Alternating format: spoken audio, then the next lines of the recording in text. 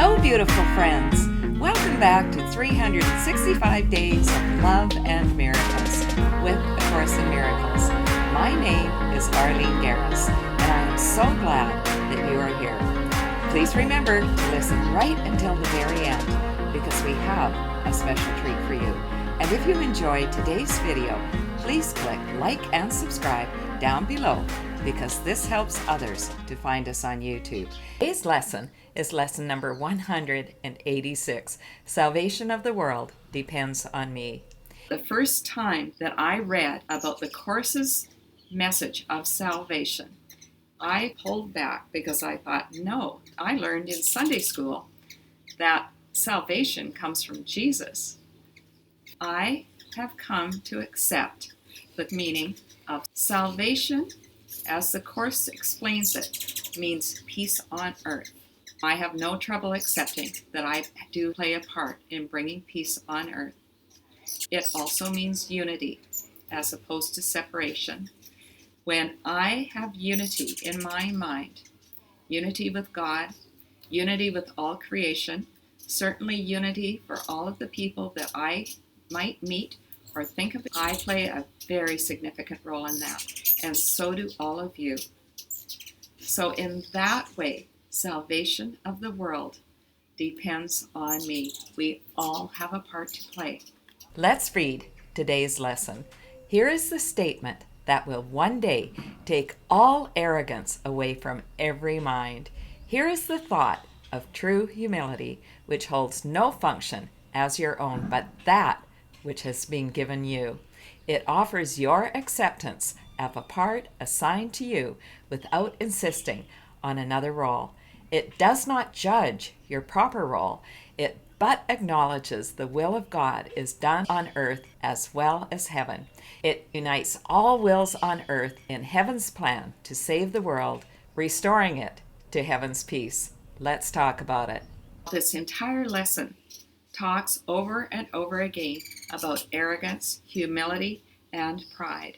It says here in the very first sentence, this statement, salvation of the world depends on me, will one day take all arrogance away from every mind.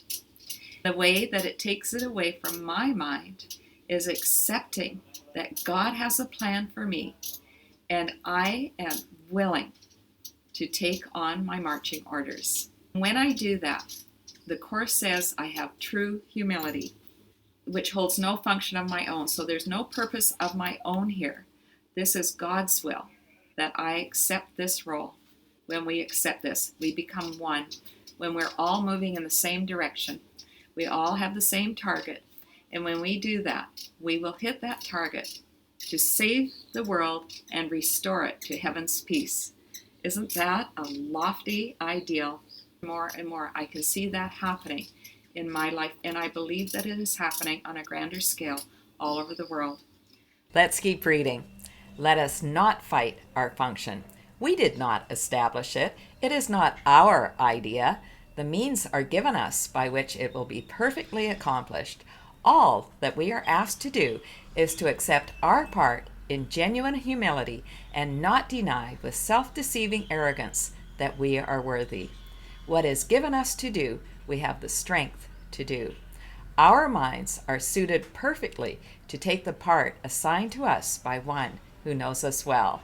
Let's talk about it. Will you take your assignment? Accept our part in genuine humility. Arrogance here is saying, no, I don't think so. Thanks very much. I'm going to do it my way. I think Frank Sinatra wrote a song like that, and that was my mantra for years. It didn't work out very well at all. In fact, it left me in a puddle on the floor. Let's keep reading. Today's idea may seem quite sobering until you see its meaning.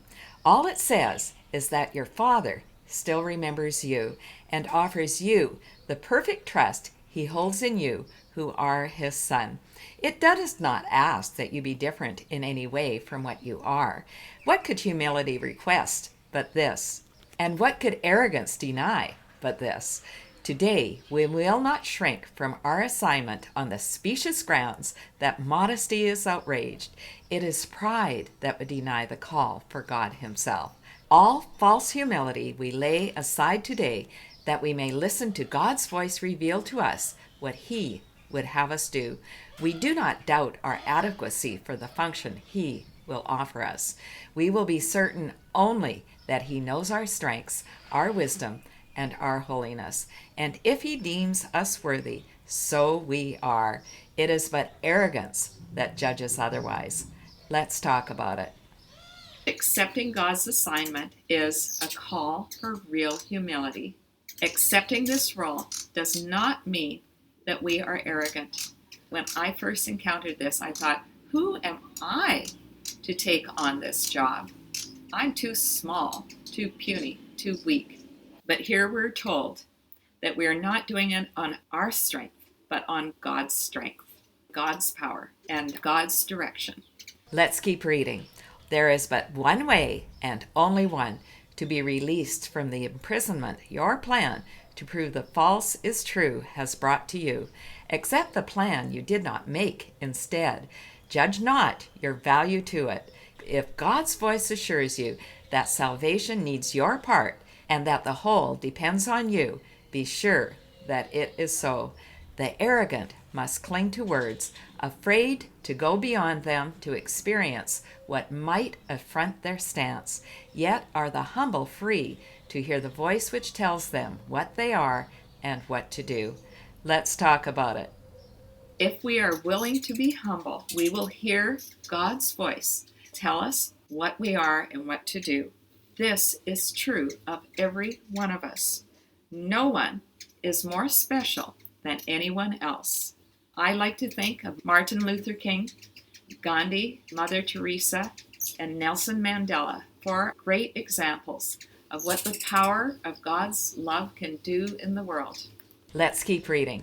Arrogance makes an image of yourself that is not real. It is this image which quails and retreats in terror as the voice for God assures you that you have the strength, the wisdom, and the holiness to go beyond all images. You are not weak, as is the image of yourself. You are not ignorant and helpless. Sin cannot tarnish the truth in you, and misery cannot come near the holy home of God. All this the voice for God relates to you, and as He speaks, the image trembles and seeks to attack the threat it does not know, sensing its bases crumble. Let it go. Salvation of the world depends on you, and not on this little pile of dust. What can it tell the Holy Son of God? Why need He be concerned with it at all? Let's talk about it. We're asked to let our ego self just crumble to dust. It's not our true self. We are the holy, beloved child of God, perfect in every way. When we allow that ego image of ourselves go, just let it crumble to dust, blow it away, it's gone. And the truth of who we are will shine forth. Let's keep reading. And so we find our peace. We will accept the function God has given us, for all illusions rest upon the weird belief that we can make another for ourselves. Our self-made roles are shifting, and they seem to change from mourner to ecstatic bliss of love and loving. We can laugh or weep and greet the day with welcome or with tears. Our very being seems to change as we experience 1,000 shifts in mood, and our emotions raise us high indeed or dash us to the ground in hopelessness. Let's talk about it. This is opposing the ego self and the spiritual self, being ego-centered or God-centered. If we are ego-centered, some days are great and we feel wonderful. Some days we're in the toilet and it feels like life is coming to an end.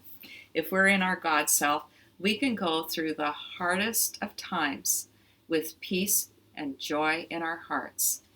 Yes, we will feel the pain of sorrow.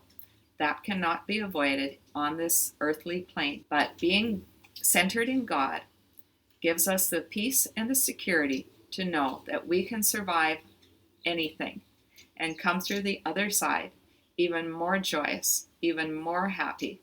I'm speaking from experience. Let's keep reading. Is this the Son of God? Could he create such instability and call it Son? He who is changeless shares his attributes with his creation. All the images his Son appears to make have no effect on what he is. They blow across his mind like wind-swept leaves that form a pattern in an instant, break apart to group again, and scamper off. Or like mirages seen above a desert, rising from the dust. These unsubstantial images will go and leave your mind unclouded and serene when you accept the function given you. The images you make give rise to but conflicting goals, impermanent and vague, uncertain and ambiguous. Who could be constant in his efforts or direct his energies and concentrated drive toward goals like these? The functions which the world esteems are so uncertain that they change 10 times an hour at their most secure. What hope of gain can rest on goals like this? Let's talk about it. The world is transient, and things are changing ever more rapidly. In these days of technology, businesses that were thriving when I was a child have disappeared altogether.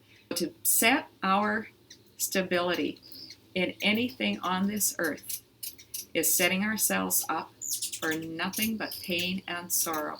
The joy and the happiness that comes from living in the ego world will fade away. Our ego is just dust, and it will blow away. Just like that, if we allow it to go. But the things of God will never fade away. Even being a parent changes. As when we are young and our children are little, we are so involved in their lives. And then as they grow up, they leave home, they have families of their own. And some of us older folks can feel like we're not important in their lives. So if we place our worth in those roles, in those purposes of the world, we will soon be disappointed.